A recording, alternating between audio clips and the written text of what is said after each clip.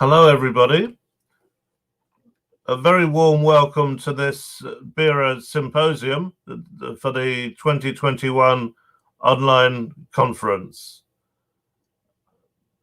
This is the History Symposium, Brian Simon and Educational Reform, the Shadow World of a Public Intellectual. There'll be 3 papers in this symposium. I'll be doing the first one. I'm Gary McCulloch from the UCL Institute of Education, and I'll be doing the first paper on the making of a Marxist intellectual, Brian Simon and Educational Reform, 1930 to 1950. This will be followed by Antonio Canales from Spain and Madrid, and he'll be taking it forward in Brian Simon's life and career to look at the political commitment of an intellectual from 1950 to 1970. And the symposium will conclude with the third paper by Xiaoyu Ku from Taiwan, who'll be concluding this review of Brian Simon's life and career on defending comprehensive education, Brian Simon and the Conservative governments, 1979 to 1990. Overall, we hope that this will provide new insights into Brian Simon's approach to educational reform. Brian Simon being one of the key public intellectuals in education in the 20th century. He was at one time president of BERA, and he was influential in a very wide range of areas. In fact, we've found in our joint research that he was involved in a very diverse range of aspects, many of which have not been conspicuous. They've been somewhat hidden, and that's why we've called it at this stage a shadow world, in which he was sometimes very clear and sometimes fairly well hidden from some of his most important work, actually, which he did in education. And that his educational work was very closely related to issues around society and politics. If we can look at my own paper first, look at the outline, if we can look at the next slide. A few comments here, first of all, about tracing Brian Simon himself. And then the paper itself looks at his early times in terms of the making of a Marxist intellectual. Student politics in the 1930s, then his role as a British Army soldier in World War II, his position as a teacher, which he became after his role as a soldier in the first 5 years after the Second World War, when he lived in Manchester and in Salford. And then some final reflections in this paper on his connections with the British Communist Party, which his early life had led him into, and a few preliminary conclusions from this outline. Next slide. Just some very general points about tracing Brian Simon in terms of his public life. He was born at 26th of March, 1915, the son of 2 very prominent public intellectuals themselves, Ernest Simon, Liberal MP, Manchester Lord Mayor, and Sheena Simon, who was an educational reformer herself, and with close connections to the Labour Party. Siblings, Roger Simon, who continued to work with him throughout their lives, actually, and Antonia, a lost life, who died very tragically while still a girl. and who they always remember to inspired their work, actually. Educated at Gresham School, reputedly a liberal intellectual school, although various views about how it affected its pupils. Then on to Trinity College, Cambridge, and was educated as a teacher at the Institute of Education in London. Went to become a soldier for the British Army in the Second World War. In the meantime, married Joan Peel. And Joan Peel, very much worth emphasizing, right from the start in this symposium. She herself, I would describe as a Marxist intellectual from very similar social and educational backgrounds to Brian himself, and became a lifetime partner in writing and in theory and practice, with very close links to the Communist Party. And they had 2 sons together. Teacher in Manchester at 1945 to 50, and then became a lecturer and then a professor in education at Leicester University, 1950 to 1980, and died in 2002. In tracing Brian Simon, we have some fairly well-known tools. There's a published memoir, which was quite a short one, and one would describe it as a partial account, really didn't get into any detail about some of the most important areas of his role. But he did write a much, much longer autobiography, which was unpublished, which you can find at the archive of Brian Simon, which is at the Institute of Education in London. And you could compare that with the partial account as a starting point to beginning to come to terms with his own life and contribution. Next slide. Another way of tracing Brian Simon, it turns out, is that he was under close surveillance, but first of all by his family. His parents kept him under fairly close control from a very early age. His school also, while being a liberal school, it kept close surveillance over its pupils. But the state also, once it became known that he was close to the Communist Party, he was subject to very close scrutiny by the security services from 1935 onwards. And the Public Record Office in London has got at present 9 files going up to 1962 of his life and operations, which really provide another perspective on his role. There's also the British Communist Party records, which are in Manchester.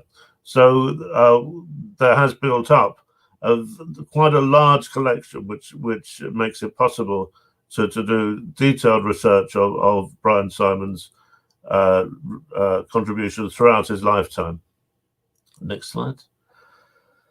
Student politics in the 30s. After leaving Gresham School, he went on to Trinity College, Cambridge. Against the wishes of his father, he took English. That was an early sign of his independence of outlook. English not seen as being one of the leading ones to do. And Simon, his father, Ernest Simon, was very keen on him becoming a public figure in its own right. Then he went on to take economics. He moved to Wolls Court, which was famous for being a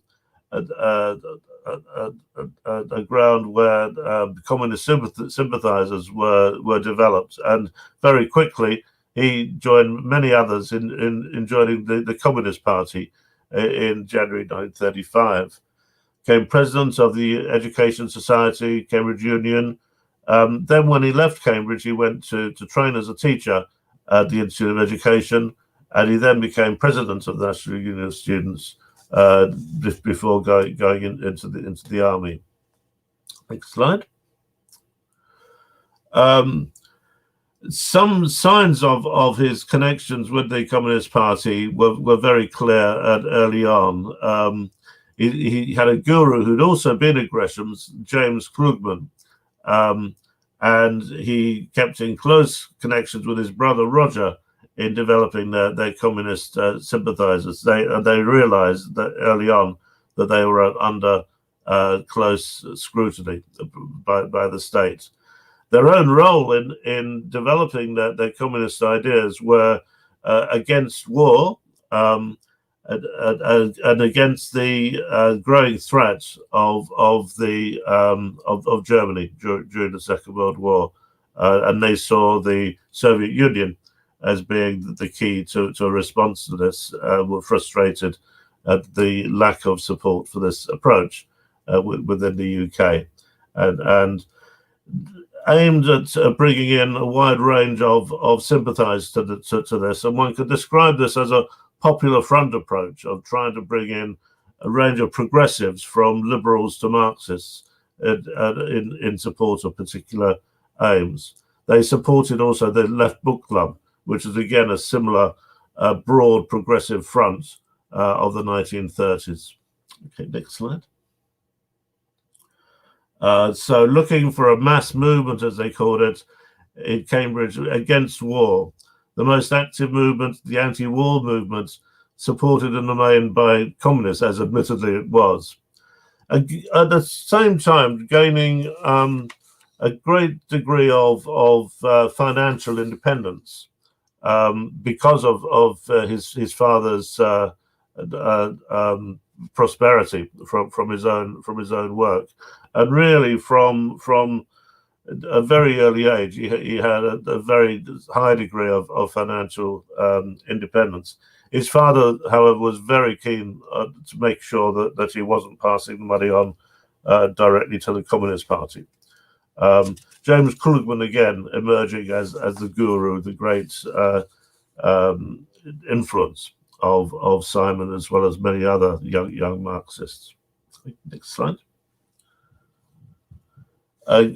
His political activities, supporting communist voters to go to booths, were closely noted. This was the first time that Brian Simon came to the attention of the security services in his car.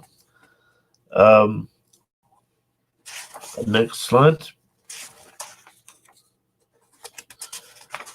And then in the army, the emphasis here is on the lack of independence and him trying to react against that. In the army, any independent thought or initiative being frowned upon, difficult for someone with fairly strong views. And that led him to reflect as well on how things had been at Gresham's, as he pointed out to Joan at the time. When he'd been at Gresham's, he was a fairly simple lad, but like most people, most of the really creative instincts and emotions had been driven out or deep underground, had been repressed. And there's a strong sense here that he was reacting against his background, his upper class background, his role at school in particular, and then against the army, you could say. Next slide. Again, being tracked by the security services, even while he was in the army, but still managed to become commissioned as a captain and managed to be fairly independent in his traveling, although again being tracked very carefully by the security services. His brother Roger wasn't able to become an officer because of his communist links. And then after the war, becoming a teacher in Manchester in 3 different schools.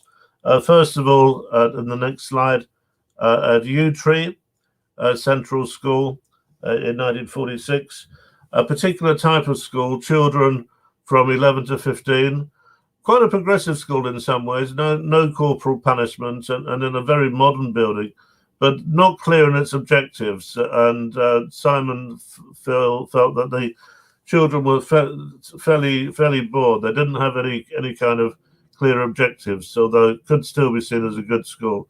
Here you see him becoming more focused on particular kinds of educational reforms, whereas previously he'd had a broad range of general kinds of values and aims which he was trying to apply to education. And in particular, while he'd already in the 1930s shown sympathy towards multilateral schools, later seen as comprehensive schools, saw this school as having potential to turn multilateral, with opportunity for a really good young head with ideas to make the multilateral school into something quite unique, but needing the necessary facilities, which those kinds of schools rarely got at that time. And then after Youth Free School, went to a very different type of school, Abbott Street School, an unreorganized all-age school in a terrible environment of the school, a clearance area, very derelict, in a very old building, a Victorian building, which had been added to, and with very little support, he felt, from the educational world. But what frustrated him most, I think, was his next school. Although it had many more facilities, as we'll see on the next slide, Salford Grammar School, where he spent a couple of years, and he became more and more frustrated by the lack of impact that he had on his fellow teachers in trying to have a sense of how to reform the system. It felt the teachers themselves weren't doing themselves any favors. It does not occur to these people, he said, that it may be them that's wrong, or rather the whole colossal system of which they're small cogs.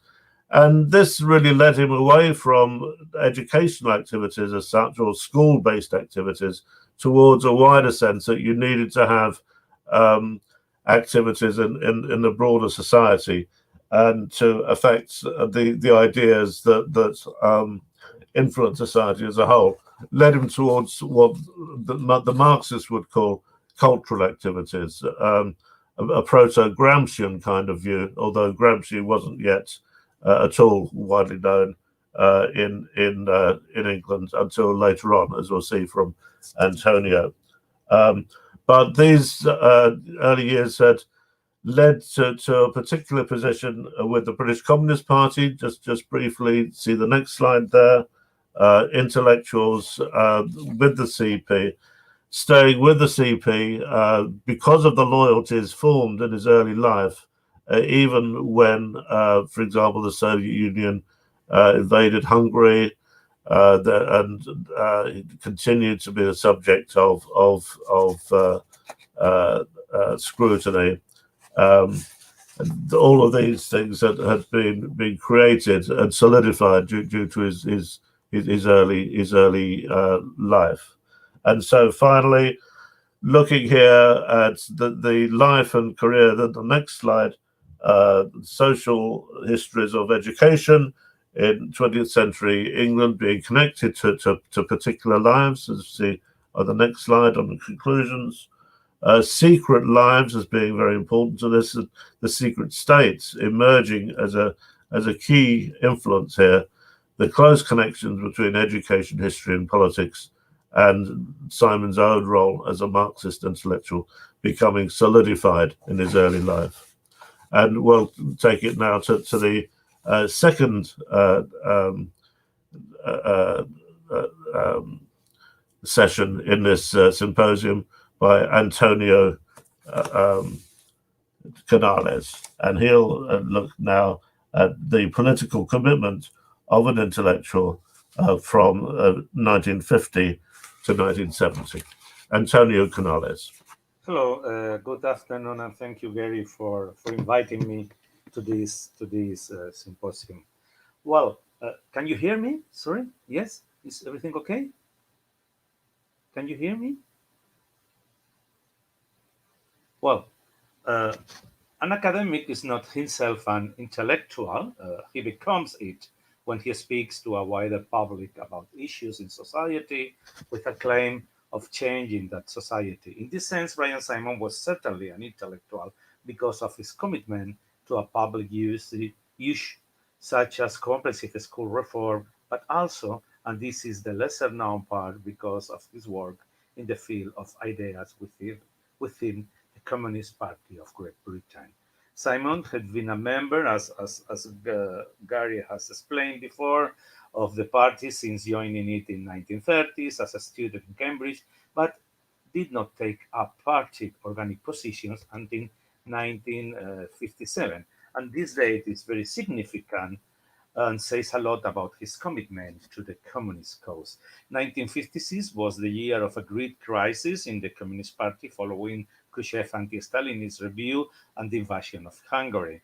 The party lost a quarter of its members, but more importantly, it lost its hegemony over the Marxist left, as some of the intellectuals who left the party gave rise to the New Left. The election of Brian Simon as a member of the party's executive committee in April 1957 at the compulsive 25th Special Congress was part of the party's attempt to respond to this crisis in the intellectual arena. We can include in this strategy the creation of the journal Marxism Today, with men like Klugman, Kettler, Bash, Simon, Corford, and Lewis, and the appointment of three of them, Klugman, Kettler, and Simon, to the National Cultural Committee of the party. The aim was to combat in the battle of ideas against the usual enemies, but now, above all, against the challenge of the new left. Therefore, at the time of the Great Crisis of 1956, Simon chose to remain in the party and to close ranks in a contest of fortress under siege. However, his aim was not to defend Stalinism, as Gary had explained it. Privately, he didn't agree the Hungarian invasion, but he wanted to work from within to rescue the party from Stalinism, and he thought it was needed to stay. Andrews refers to this group of intellectuals who remain as socialist humanists and underlies their role in enabling the ideological renewal of the following decade. The National Cultural Committee was one of the six subcommittees that advises the party's executive committee on specific issues, international women's, youth, economic, social services, etc. This committee had been set up in 1947 to carry forward the cultural struggle for socialism under the leadership of the young economist Sam Aronovich. However, it soon became clear that there were considerable difficulties in keeping the professionals of culture and thought within the framework of party orthodoxy. The group of scientists, led by the prominent biochemist and geneticist Haldane, fell apart as early as 1949 because of their refusal to accept Lysenko's theories. And in the cultural sphere, to the sectarianism of the official policy of socialist realism advocated by Vadanov led to the abandonment of many writers and artists and the disappearance of the journal Arena in 1952. In fact, the only real active and productive group in the late 50s seems to have been that of historians. After 1956, the precarious situation of the committee had only worsened, and after the 1956 crisis, the drain became a hemorrhage into semi-paralysis. In this difficult situation, Brian Simon was appointed chairman of the committee in May 1962, and a few months later, he announced a new direction with a report entitled The Ideological Struggle, in which he developed his main ideas for the future. However, Simon's energies were to be caught up in the contradiction on which the committee was based. On the one hand, there was a problem over its functions. As its name indicated, its main task was to be cultural and aim at encouraging ideological activity in the fields of the arts, but this activity had been doomed to the failure by the sterility of the official doctrine of socialist realism. Moreover, this field was never a priority for Simon, who preferred ideological questions. The scope of this term was never clear, but two fundamental permanent lines can be distinguished within it. What we might consider academic, it is to say that's the application of Marxism to the various fields of knowledge, and a second sense, a proper intellectual one, which would be theory with capital letter. The first was faced with the loss of intellectual hegemony of the party over Marxism as a consequence of the New Left and also because of the birth of a new academy in Marxism during the 60s. The second aroused enormous suspicion in the communist parties, and more so in a workers' party as the British one, because it went far beyond the cultural sphere and gave a leading role to the intellectuals who would constitute a veritable Sanhedrin. On the other hand, there were other organizational problems like the overlapping with other committees such as science, economy, education, or even territorial branches such as the London district. Simon's first line of work were the Marxist Whigs, which responded to the strategic objective of breaking out of isolation. This was the priority for Simon, who wanted to establish a broad dialogue where controversial political, economic, and cultural questions were discussed by communists and others, in particular, left wing Labour Party's members, left intellectuals, and etc. And in this aim, he was bold indeed, for he went so far as to propose a joint organization with the New Left Review.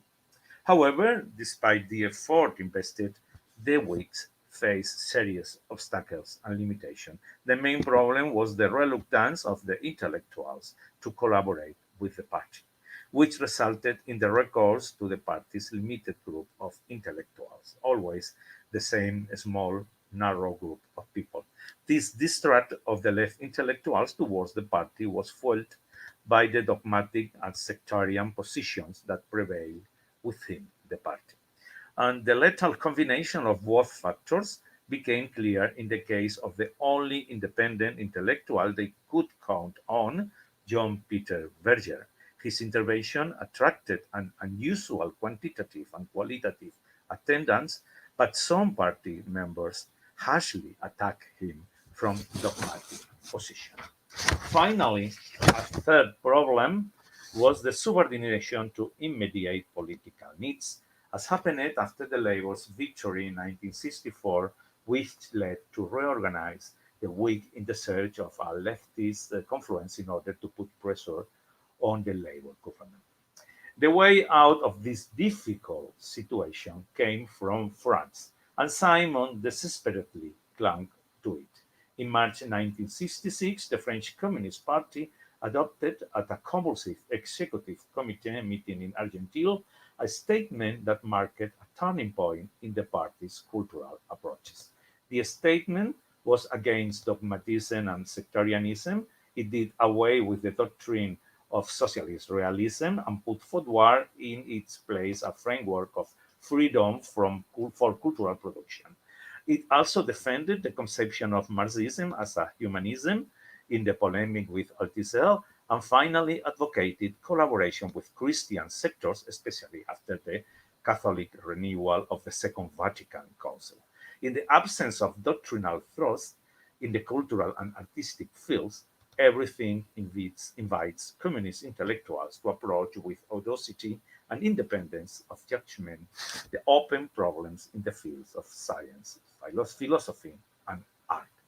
Argentine's principles fitted in perfectly with Brian Simon's desire for renewal.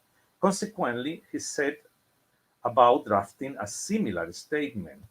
The resolution was adopted by the Executive Committee of the Communist Party of Great Britain in March 1967, just a year after the French one, and it was published as a pamphlet, Question of Ideology and Culture, shortly afterwards, and it had a wide repercussion. The statement was a key political document and went much further than the French statement.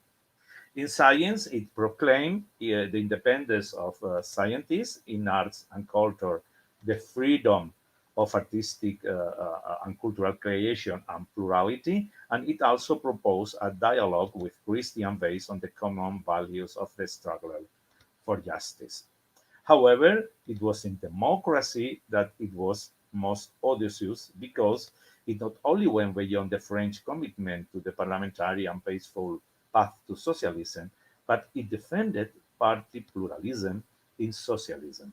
On humanism, they obviously declared themselves to be the true humanists as opposed to Althusser's structuralist interpretation of Marxism. And finally, they defined the Communist Party as a theoretical guide. Of course, the declaration was underpinned by complex balances and contradictions, which I do not have time to develop here. However, it was a key political document setting out the British Communist Party's commitment to plurality, freedom, and democracy. It was undoubtedly Simon's main contribution as a public intellectual, and above all, the culmination of the strategy of the socialist humanists who, working from within, had succeeded in rescuing the party from Stalinist orthodoxy. Questions of ideology of culture was undoubtedly a millstone in the ideological evolution of the British Communist Party and set a very clear framework. However, it still remained a name. In politics, the name was obviously Eurocommunism, although in England it was preferred not to be used and to fall back on the theoretical plane, which referred to the Italian communist philosopher Gramsci. In fact, the Gramscian concept of the organic intellectual was introduced by Brian's brother Roger Simon in the Marxist Week of 1969, 2 years before Gramsci's letters from prison were translated into English. The Gramscian stormed the party in the late 60s, and Brian Simon and the Cultural Committee were their main allies. After the publication of Questions of Ideology and Culture, the next step in Brian Simon's renewal strategy was to open the doors of the committee to new people. He turned to renovating members of the party staff, such as Betty Matthews, head of the Education Committee. He brought out of ostracism all anti-Stalinist militants like Monty Johnston, and he sought out young academics to renew Marxism in the academic field, such as Alan Hunt or Tony Aganta Yellow. Nevertheless, his big bet was the young Martin Jacks, a student activist whom Simon had already helped to get on the executive committee. With this new staff, the committee underwent a major ideological renewal in the late 60s and early 70s. The committee became increasingly critical of the Soviet Union, certainly with the invasion of Czechoslovakia, which shocked the party, but also on more specific cultural issues such as the Solzhenitsyn affair, raised from the expulsion of this author from the Soviet Writers' Union and the banning of his works. Brian Simon published a harsh letter in the Morning Star accusing the Soviet Union of betraying socialism with its repressive policies and insisted on signing it as the chairman of the National Cultural Committee of the Communist Party of Great Britain. On a less political level, another important line of renewal of the committee was its openness to new issues related to the Cultural Revolution of the 60s. It convened open sessions on new trends in youth culture by Martin Jacks, sex and society by Monty Johnston, and on censorship. This was an amendment to the traditional attitudes that had survived in the communist world and had been challenged by young people since the early 60s. The criticism of Puritanism and the traditionalism of labor work was explicit. Militant trade unions leaders can speak with the same voice as right-wing Tories, or contributions to the letter page of the Morning Star can voice sentiments which could also be expressed by reactionaries. This line fitted in perfectly with the great explosion of renewal that was the Communist University of London, which developed throughout the 70s with great success. The call was independent of the committee, but always had the support of its member and the considerable involvement of its working groups. Nevertheless, all this evolution was taking place over the permanent contradiction of a cultural committee that was not making cultural policy, but a mixture of academic theory and ideological activism. Emboldened by his victory in questions of ideology and culture, Brian Simon had already suggested in 1968 that the solution of this contradiction was to split the committee. He proposed leaving culture in the hands of its professionals and creating a group for ideological questions composed of James Krugman, Jack Cohen, Betty Matthews, and Maurice Comfort, a veritable ideological sundering, which was obviously not authorized. In 1971, Simon returned to the idea of a split, this time with three groups: arts and humanities, social science, and philosophy, but it did not succeed either. The split finally took place in 1976, but not on demand of the committee, but on the new party leadership, which asked the advisory committees to evaluate and reconsider their function. It was then agreed to create an Arts and Leisure Committee, the proper cultural one, and a committee whose name they dare not name, which ended up being called the Theory and Ideology Committee, and which fully correspond to Simon's priority. However, Simon would no longer serve on it. Along with the division, the succession had been agreed. The young Martin Jacks will take over the Arts and Leisure Committee while a replacement was being found, and then move on to the Ideological Committee. Brian Simon thus entrusted the future to the brilliant young Martin Jacks and retired. Simon had already fulfilled his mission with the difficult decision to remain faithful to the party in spite of everything in 1956. Brian Simon had intended to rescue communism from the Stalinist deviation and to strengthen it intellectually as an instrument of universal emancipation. Things did not turn out as he had hoped, and the gamble on which he and so many others had pinned all their hopes finally collapsed in 1988. But it cannot be said that he did not try with all his might to avoid the disaster. Thank you very much. Antonio, that was excellent. Thank you so much. And we'll move on now to the third presentation in today's symposium by Xiaoyu Qu from Taiwan, Defending Comprehensive Education, Brian Simon and the Conservative Governments, 1979 to 1990. Over to you. Hi, everyone. I'm Xiaoyu Qu. I'm from Taiwan, National Zhongzheng University. Brian Simon was a leading advocate of comprehensive education in the second half of the 20th century in Britain. As a Marxist and a member of the Communist Party from the immediate post-war years, Simon had been campaigning for his ideal of comprehensive education, that is to establish a state system of comprehensive schools, in which comprehensive schools must be controlled by the LEAs, and more importantly, no selection and differentiation existed between and within comprehensive schools.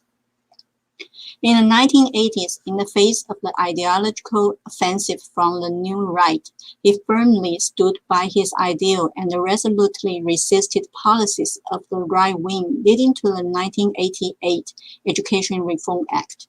Despite this, Simon's significance has never been properly explored. In view of this paper aims to fill the gap by exploring Simon's response to educational policies under Thatcher's government, in particular focusing on those measures relevant to comprehensive education.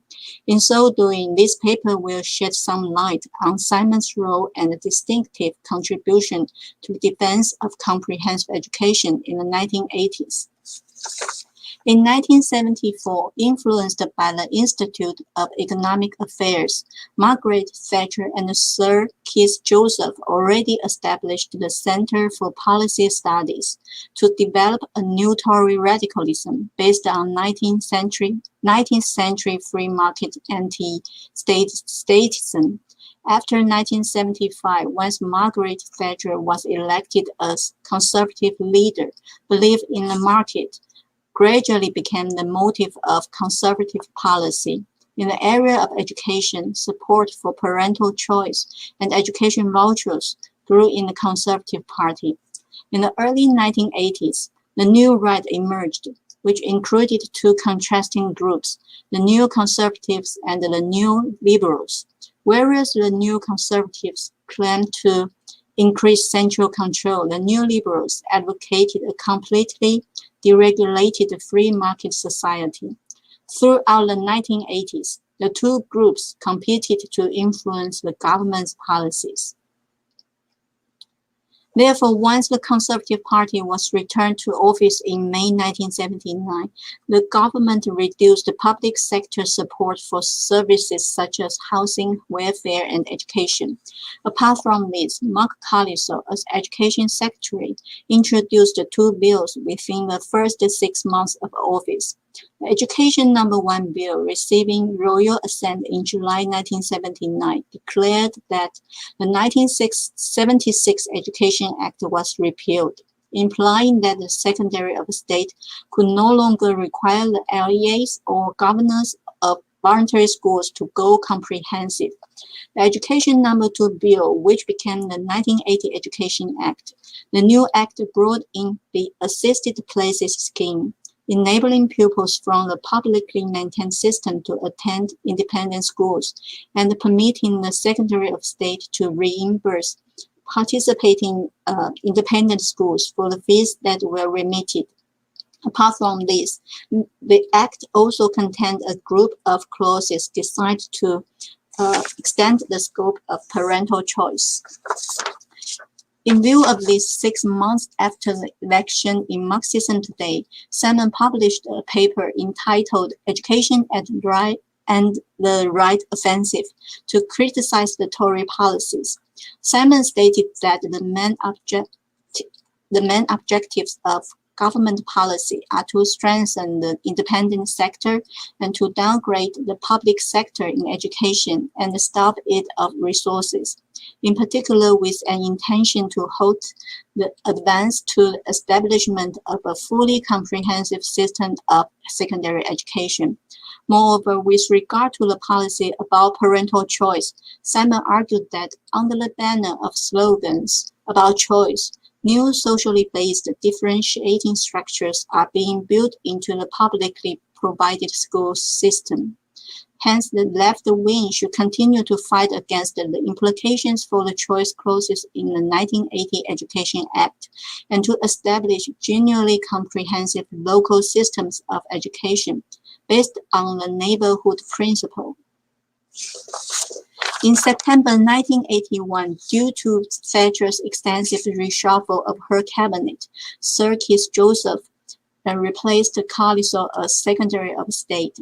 Initially, Joseph was sympathetic to vouchers, but from 1981, he was convinced by the civil servants in his department that there would be practical difficulties in implementing an education voucher scheme. Therefore, by the end of 1983, the idea had been dropped, and the central control of education was continuously strengthened. For instance, in November 1982, the Technical and Vocational Educational Initiative, TVEI, which was sponsored by the Manpower Services Commission, was introduced to develop new forms of vocationally and technically orientated curricula for the 14 to 18 age group. Aside from this, in January 1983, Joseph also announced the Lower Achieving Pupils Project, LAPP, which was directed at those pupils in secondary schools Joseph designated as the bottom 40%. As Simon analyzed in his speech to the National Union of Teachers in April 1984, the Tory government's tactic was to enhance differentiation within schools through introducing a threefold division within all comprehensive schools, with an academic track for the top, a technical vocational track for the middle group, and a criterion referenced track for the bottom 40%. Based on his ideal of comprehensive education, Simon argued that all forms of early differentiation within independent comprehensive schools must be countered. In a similar vein, the government's white paper, Better Schools, announced that the new General Certificate of Secondary Education (GCSE) will to have differentiated papers and questions, and to test success at different levels of attainment. Because this was also against his idea of comprehensive education, after discussing with members of the Education Advisory Committee of the Communist Party in June 1985, Simon published an article to castigate the white paper for its pervading emphasis on differentiation. Actually, Simon left the National Cultural Committee and became a member of the Education Advisory Committee from 1977. Moreover, in comprehensive education, Simon also pressed for the development of a general single system of assessment for all at 16, in place of the divisive and highly differentiated proposals for the GCSE. In May 1986, followed by the Conservative Party's defeat in municipal elections and parliamentary by-elections, Joseph resigned and Kenneth Baker was appointed to turn things around before the next general election. The appointment of Baker meant that the government was determined to put forward a package of radical proposals. Therefore, at the Conservative Party's conference in October 1986, Baker announced the introduction of a City Technology College (CTC) program. The government planned to establish a network of CTCs in urban areas, providing a broadly based secondary education with a strong technological element. The CTCs would be independent schools, primarily sponsored by industry and commerce, educational trusts, charities, and other voluntary organizations, with financial assistance from the Education Secretary. As the editor of Forum, Simon indicated in his editorial that this tactic is clearly aimed at further disrupting or destabilizing locally controlled systems of comprehensive schools. Therefore, this initiative must not be permitted to get off the ground under any circumstances. In June 1987, the general election took place and it resulted in large parliamentary majority for the Conservatives. Towards the end of July 1987, the government issued a series of consultation papers and asked for responses in all cases within 2 months. In such an imminent situation, Simon decided to put his work on the 4th volume of History of Education Studies on one side and responded to government's plans in Marxism Today. According to Simon's analysis, vouchers will not to be brought in, but a more subtle set of linked measures will to be relied on to push the whole system towards a degree of privatization. There was first the proposal to devolve financial responsibility for running schools more or less completely to the heads and governors. Simon indicated that the main objective of this measure was to loosen the schools from the hands of the local authorities and encourage them to take the first step towards more advanced forms of independence. Secondly, there was the proposal to allow open enrollment or open entry to all schools. Schools were to have the right to admit as many pupils as parents wished to send them. Under this measure, Simon believed popular schools, now with more or less full financial responsibility, will soon begin to differentiate themselves from the others. Thirdly, the charging of fees by schools for extras such as equipment and materials was to be permitted.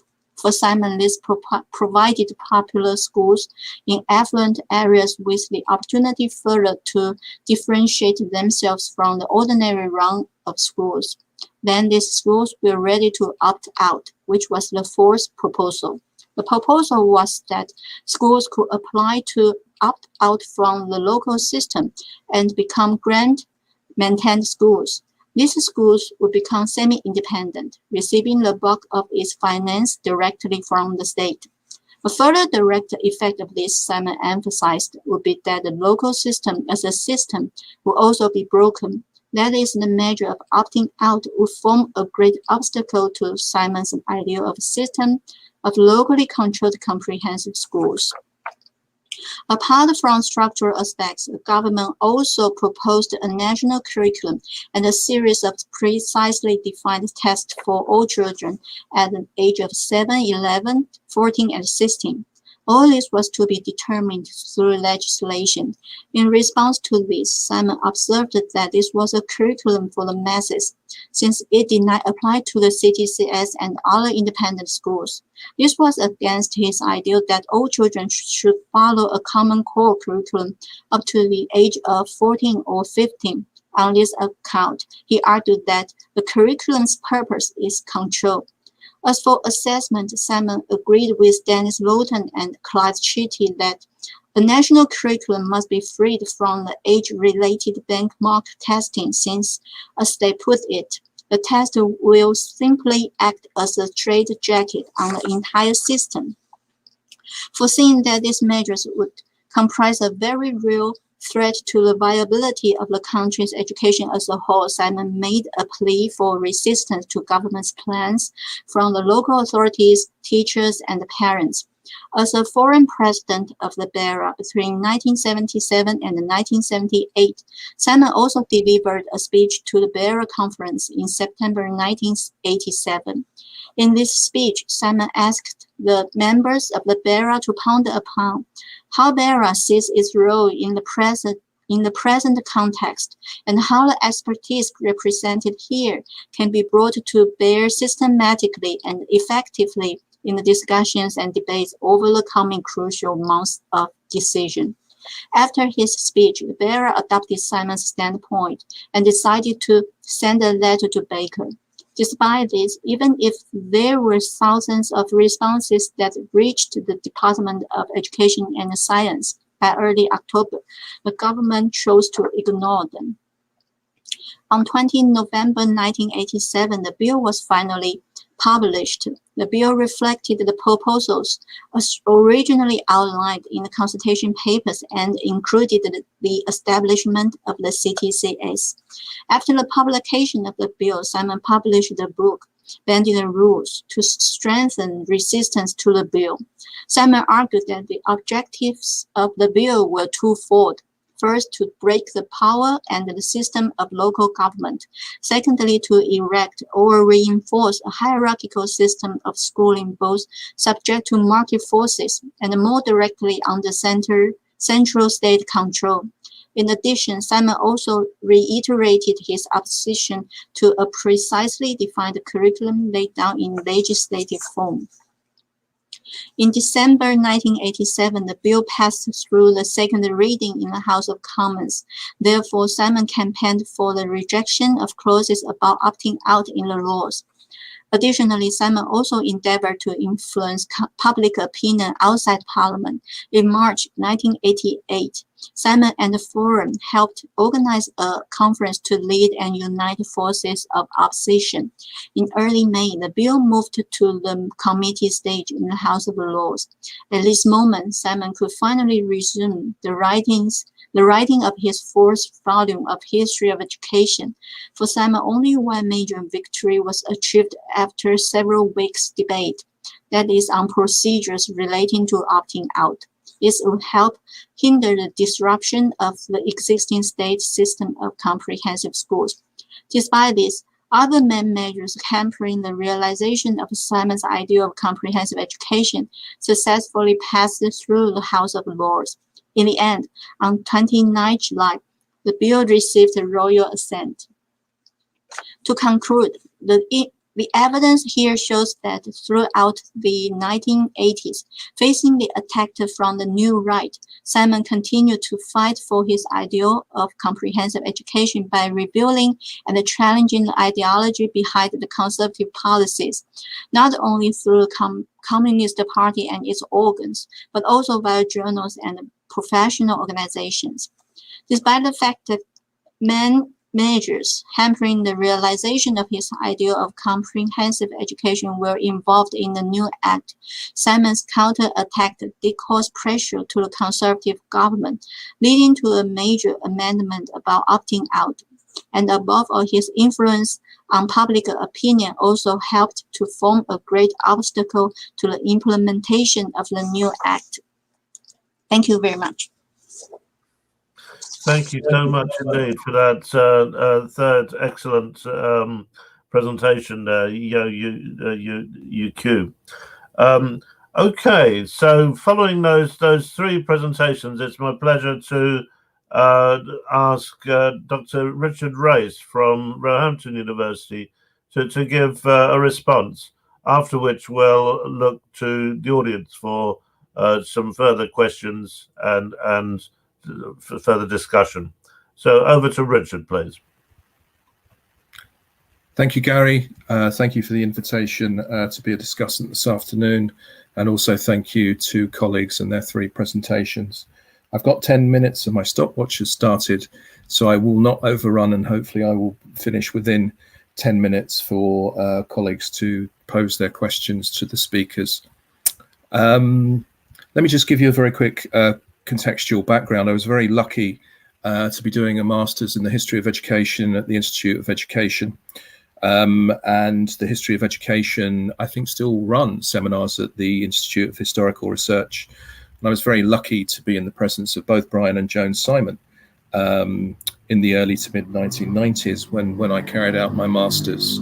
So in that sense, it was very interesting to hear Gary's background in relation to Brian Simon. And what I'm going to try and do is just focus on four themes here. And for me, the first theme in relation to Simon's background was what I found interesting was that his work in schools in Manchester, and not only the politics and how his political views, his Marxism and his communism developed during the 1930s, but I was interested in Gary's comments from Simon when he noted that there was no theory in schools, and why is there no pedagogy in schools, which I think was very interesting. Again, picking up from his own history, I think there's a conflict there actually, that Simon actually fought against his horrible bourgeois prep school. I think Gary eloquently talked about Simon's background in his presentation, but also again going back to those experiences in schools, which I'm sure shaped his views, when he was in the Communist Party, and also when, he was writing all the way through until, the 1980s and 1990s. The second issue that I want to touch upon relates to Antonio's examination of Marxism, and isn't it great to hear Marxism being discussed and applied within education, because there aren't many people, certainly in the UK, that are writing. I think Dave Hill and the work he does in his journal of critical pedagogy, educational critical pedagogy, I think is a rarity in that sense. So I think it's good to hear sort of Marx and Marxism and those ideas of coming through Capital and the Communist Manifesto, and even Gramsci, which again became more influential once Gramsci's ideas were filtering into Europe before they arrived in the UK. And I like that idea of the organic intellectual that Antonio touched upon, because Shay Yu in her presentation also talks about Brian Simon at BERA in 1987, having had the PowerPoints before the presentation today. And I think there's a very relevant question here in relation to not only Brian Simon and the presentations, but us as well as participants within the conference. And in 1987, let me repeat, Brian Simon asked, what is the role of BERA and how can our expertise be represented? And that goes back to Gramsci, incidentally, because in Prison Notebooks, I think Gramsci wrote about academics and how academics should be very prominent, not only in Italy, but all over the world in actually changing the system. I think what, communism and Marxism, the central tenets of those ideas and ideologies was change, transformation. So in that sense, again, Simon is fighting all of his life for change in culture, in society, in politics, but also in education as well. And before I get to the fourth theme, I've got to talk, which is 1976. I've got to talk about Thatcherism, and I've got to also share one of the books that Brian wrote, which again was very influential in my historical education, which of course is Education in the Social Order, which is the fourth book that Simon wrote in his history of English education from 1870 all the way through until 1990. And in that sense, I think it was interesting listening to Xie Yu and having written my PhD on the time when Margaret Thatcher was Educational Secretary at the Department for Education and Science between 1970 and 1974. I think what education historians have missed, but Brian Simon writes in chapter 9 of this book, which is entitled Downhill All the Way, which covers Thatcher as Secretary of State, but also the Labour government in England from 74 to 79. And I think what the connection with Thatcher is that period between 1970 to 74 that leads into 1988 when she was Prime Minister.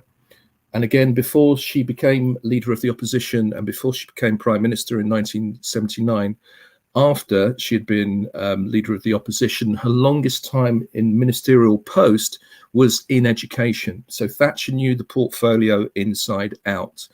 I'm sure she had known about 1065, which requested all local educational authorities to reform along comprehensive lines.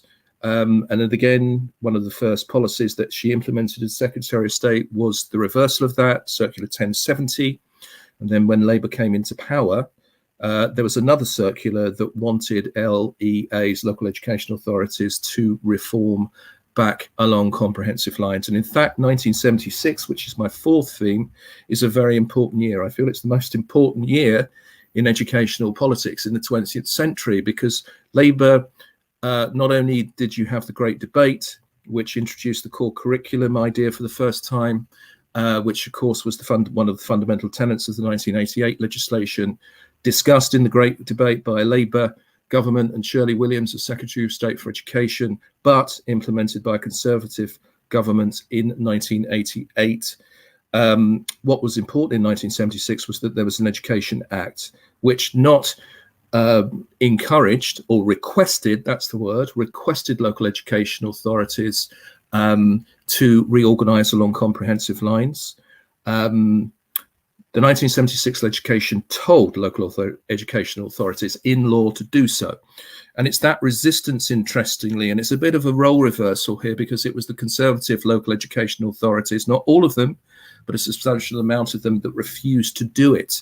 And it's interesting that in 88, again, local educational authorities' power was substantially reduced and powers moved towards schools. So in that sense, I think 1976 is a really important year. Just another minute or two in relation to opening up the debate for conversation, not just with the speakers, but also with the audience. I think what Brian Simon has done is that he's brought a political, ideological argument through his Marxism, through the Communist Party, and certainly into the resistance. He seemed to be one of many people. I think Xiao Yu mentioned Clyde Chitty, Dennis Lawton. I'm sure there were others. Richard Aldridge is probably one, Gary another, that was resisting this sort of movement, this movement of conservative education politics or coalition education politics. Again, Labour had, Labour were there and they had their opportunities. Perhaps, again, thinking of Antonio's dates of 1966 and 1976, with some of the documents that he shared with us in his presentation today. Within English politics, thinking of the public schools commissions, there were two of those in the 1960s and 1970s. So if you're going to change or transform education along comprehensive lines, at least Labour attempted, they were unsuccessful, but they attempted to bring public schools such as Eton, Harrow, Winchester, and a handful of other public schools in England at that level back into the comprehensive system, which again they resisted. And again, there was a conservative resistance within the state-maintained sector in education. But Simon was arguing for more, I think, for the Labour Party to do more. Again, he was a communist. He wasn't part of the Labour movement, so no doubt he had been frustrated long before Wilson and Callaghan. But that they were the opportunities, I think, to instigate the changes, the cultural changes, the ideological changes, the structural changes within a system that, again, 1988 is so relevant today, and this is my final point, that we still have a national curriculum 30 years on. And if you're thinking of Simon, will that ever change? You know, the national curriculum was a Brexit policy 30 years before Brexit. So how far do we need to pull education policies back out from the right into the centre and then into the left if we're applying Simon's ideas? That's my 10 minutes. Thank you, Gary. Thanks so much indeed. Thank you, Richard. Can you hear me? I can. Excellent. I think now it's over to our questions and discussion from the audience. We have several.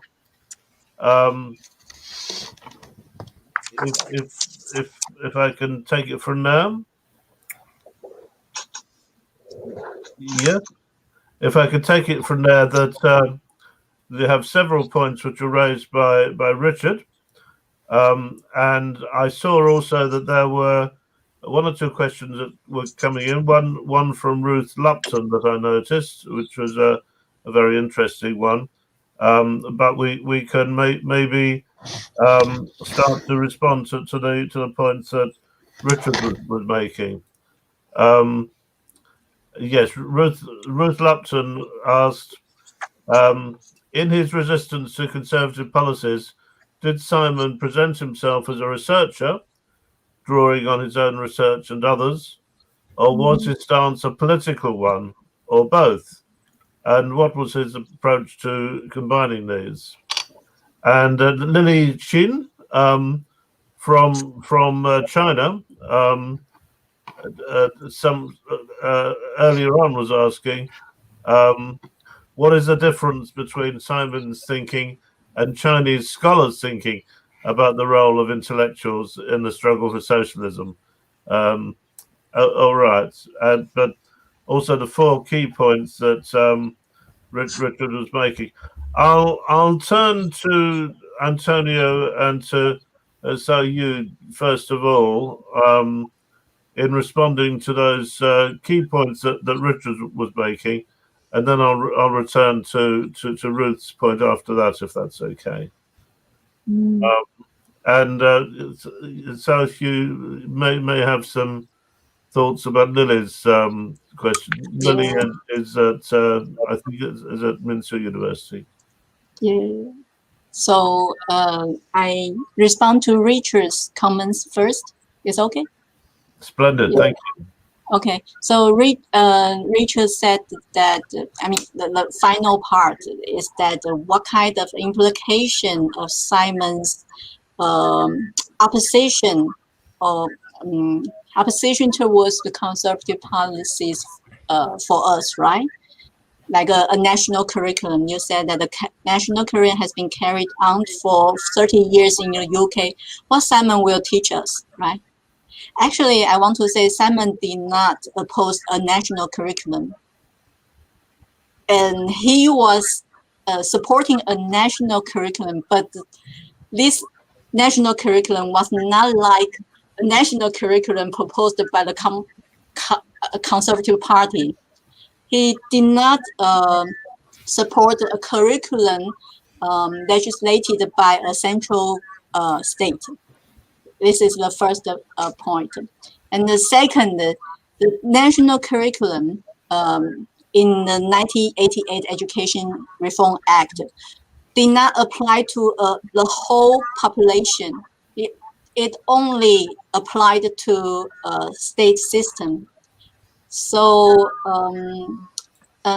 based on these 2 points, I would say Brian Simon will see, as I talked in my paper, he will see a national system of comprehensive school, which means that there will be no independent schools, no CTCS, no, academy like this. So, but I don't know. There is a tendency towards the new right. From my point of view, the tendency continues until now. I don't know when we will go back to the left. This is my opinion. Okay, so should I respond to Ruth's question? If you would, and then I'll invite Antonio to say something. Yeah. Okay. So Tony can say something first. Yes, no, two things. One about Richard's comments. He was saying about Gramsci, and the curious in the case of Brian Simon is that he was a Gramscian avant la lettre. I mean, when you read his readings of the 50s, when he was a Soviet defender and very orthodox, he said he stood against mechanicist interpretation of Marxism, and he defended dialectic. So he said Marxism was dialectic materialism, not mechanicism materialism, and it means that in the typical and orthodox relationship between infra and superstructure, he arrives to say that human action from superstructure can change the objective conditions of infrastructure, and this in the 52, 53 is extremely radical from to Marxism, no? So I don't know at which moment exactly he started to know Gramsci, but the idea of the importance of the autonomy and culture, and importance of culture, is clear from the beginning, and the idea of hegemony, I think, is also clear. So in an intuitive manner, no, but it was then they get surprised when they really read it. And the second one, I didn't understood, Gary, about the 2 points of understanding intellectuals. Sorry. Let me see if I can get those again. There was the one about I'm thinking Ruth Lupton's question about presenting himself as a researcher or in terms of politics. Hmm. And she asked about 2 conceptions of the intellectuals, Brian Simons, and I didn't hear the other one, but it doesn't. Luton. Well, I think the ones that I said before, we've got other ones actually coming in all Okay, the time. so we can leave here. We can leave here. No problem. Okay, thanks. Okay. Gary, would you like me to have a go at Ruth's question? Sure, I was going to say something myself, but Richard, yes, you have a go there. Well, before you talk back, you answer Ruth's question or give an interpretation of it. I think in answer to Ruth's question, it was both, and it was very effective in the sense that again, during my masters in the Institute Library, I was reading articles that Brian was publishing 89, 1991 in response. It wasn't just the forum book; it was some journal articles as well that he was publishing. And he was by no means the only voice. I think the forum book proves that. But that movement against what 88 represented and what the structured system that was about to be introduced that we still have today, there was incredible resistance from Simon there. And I think if you read it, the message is effective. But then it's getting it across. And I think that's always been the difficulty. I mean, you would hope within a democratic, whatever that means, political system that you would have you'd have 2 arguments in a debate that looked at both sides. And Simon gives a very different side, as Xiao Yu was saying in her response there, to what materialized post 88 and to what we have. I mean, it was interesting that Xiao Yu also talked about city technology colleges, and city technology the Idiocity technology colleges are now academy schools, which dominate primary and secondary education in England. So in that sense, again, Simon instigates a debate. He tries to get the response. He goes to Parliament. He's advocating something completely different. And politically, there's barely, politically it's understandable because Thatcher has won another big majority, which allows her to get 88 through. But again, in answer to Ruth's question, I think it's both. I think he was effective. I think he gave a different argument, both as an academic and being in a different interest group. But the results, not there wasn't a lot of change. Again, Shay, you talked about things being changed in the Lords to the bill as it was going through, but fundamentally, what Baker and Thatcher wanted materialised into the 88 legislation. Yes, I'd certainly agree with Richard that it was both. I think I'd want to point out as well, though, that there were some tensions between the research side and the political side, which many of Simon's critics pointed toward. In the 1950s, for example, when he was writing a lot about intelligence testing based on his own research in schools, there was a lot of pushback by other commentators, which were basically saying, well, what do you expect? Simon's a member of the Communist Party, and he would say this sort of thing anyway. So really arguing against him on political grounds. And the same was the case in the 1960s as well. He visited a lot of comprehensive schools himself.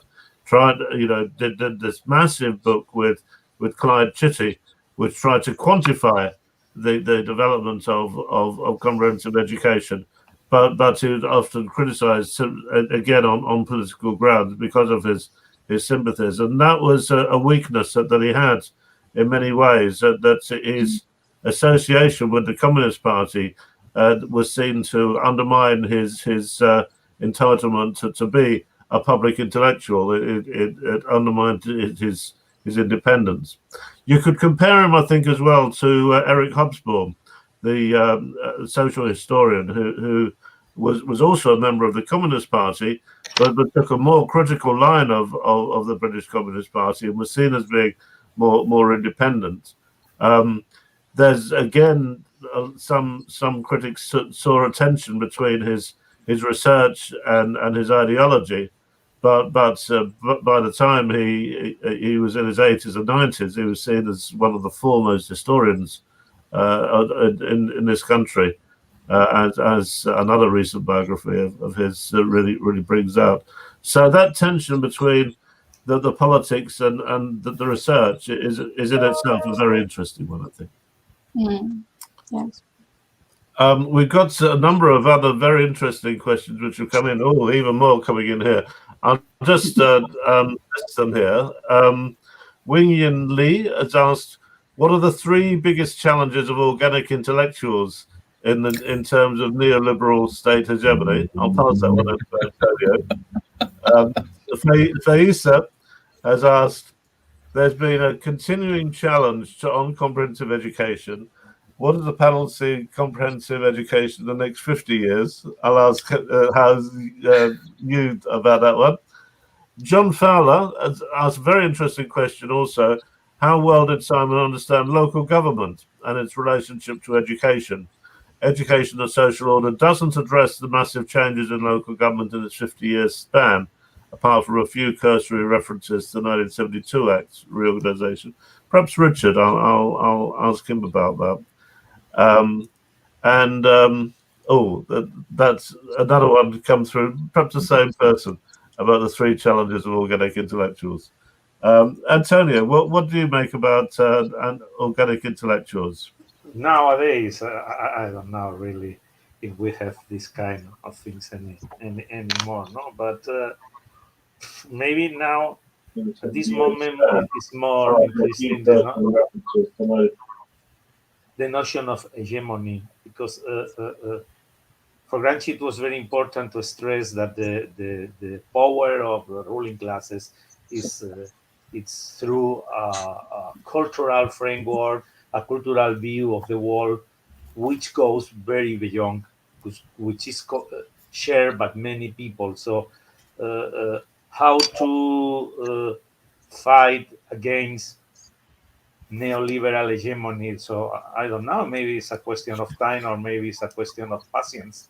No, to Yeah, keep a lot of saying people what, a lot of people, I think, would say that social media forms a really big challenge to organic intellectuals, and maybe also the trend towards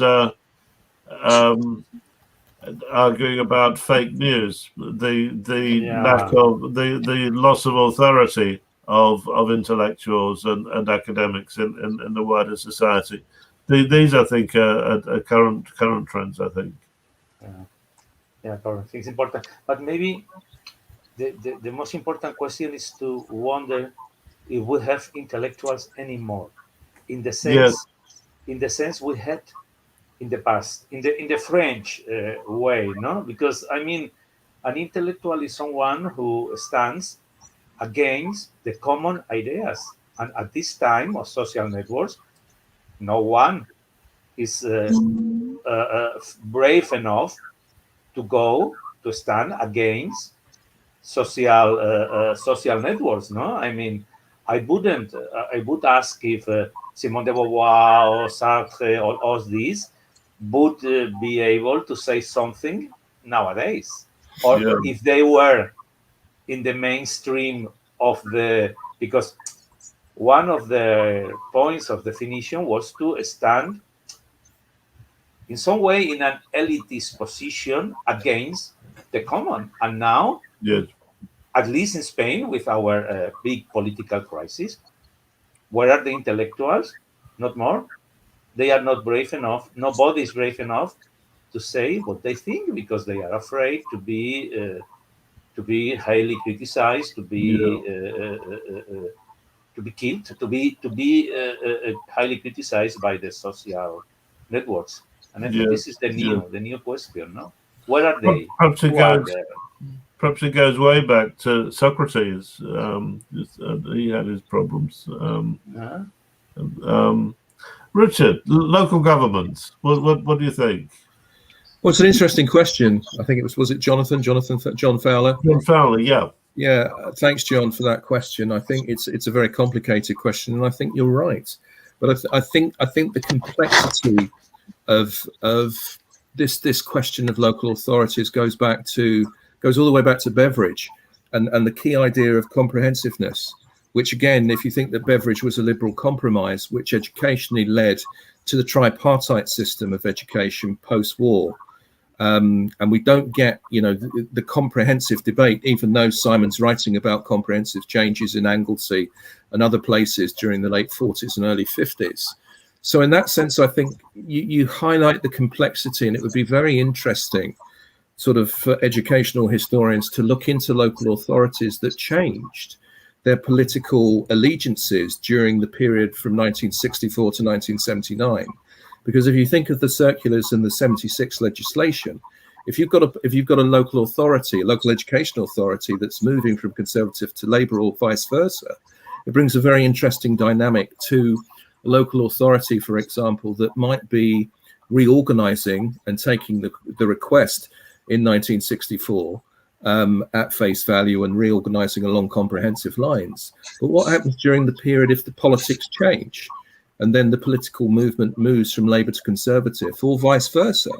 And I think that's a very interesting point. And you're right, I don't think Simon does write about that complexity. But if you look at Education and the Social Order, I think there's a book that could be written that is as thick as Education and the Social Order in relation to those political dynamics in relation to a time that probably goes all the way into 98 and even beyond, with the battles. And again, I think of the Academy School book that Helen Gunter published in 2011, which really looks at how, the politics within how an academy school was created. And it's very complicated. And I think it's even more complicated if you go further back and you look into the local politics, because that, of course, is another story when comparing with secretaries of states and prime ministers that were looking to go one way or the other during the 60s, 70s, and 80s in England.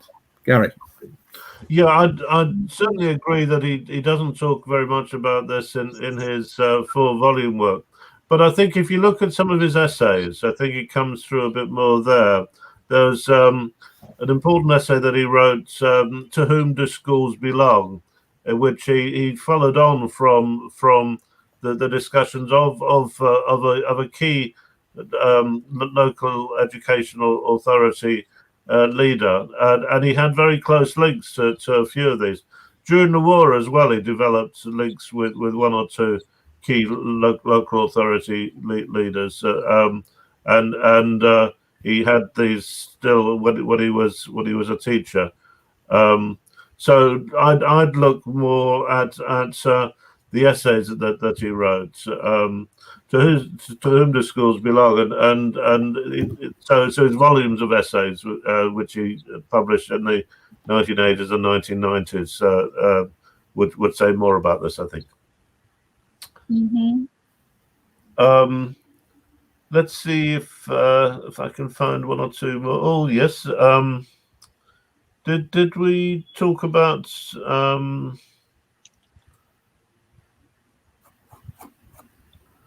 the future of comprehensive schools, perhaps in the next 50 years?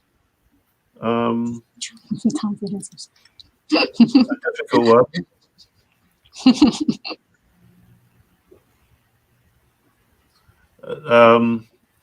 Simon himself was very optimistic. Despite all problems, he saw himself as an optimist and felt that there would always be opportunities. But I think it's important also to recognise that he didn't think that comprehensive schools would usher in a new age of social equality. He took, for example, he looked at America as saying that they had comprehensive schools, but they didn't have a very equal society. But he saw it as very symbolic that comprehensive schools could be an advance in society as opposed to a tripartite system of three different types of schools, or the inequalities within schools that he saw as emerging. So a more complex relationship between schooling and society, I think, underlay Simon's views. Yes, those earlier ones are coming through into the discussion thing there. But I think we're coming towards an end. Richard, do you want to sum up maybe one or two points which we'll be making here, perhaps, and then I think we'll bring today's session to an end. Thank you, Gary. Again, thank you for all of the speakers this afternoon and the questions coming from the audience. Again, it's given us an insight into Brian Simon's background, into his theoretical and ideological approaches to education, and his role later on in the 80s and 90s when he was fighting very hard against the national curriculum and all of the other policies that were being introduced under the 88 legislation. So in that sense, I'm hoping that colleagues will go away with not only increased understandings of Brian Simon, but also getting us to reflect upon if we're going to have change, how is that change going to come about politically in the future, in the next 50 years? What is the education system going to look like? We're not crystal ball gazers, but we can always learn from the past and increase our understandings of the present. In relation to education, and that's where history comes into the equation. Gary? And perhaps indeed even the pandemic of the last couple of years has provided enough of a convulsion in our established social practices and ideas to take us into a new phase of reform. I think that's quite possible. But I think we've reached the end of our time. Thanks again to colleagues for those Really, really very interesting contributions, and I'm looking forward to continuing our work together on this. Thanks so much to Richard and to colleagues who have tuned in today, and to the technology, which seems to have worked amazingly well. Thank you very much to everybody. Thank you. Thank To you. everybody. Bye bye.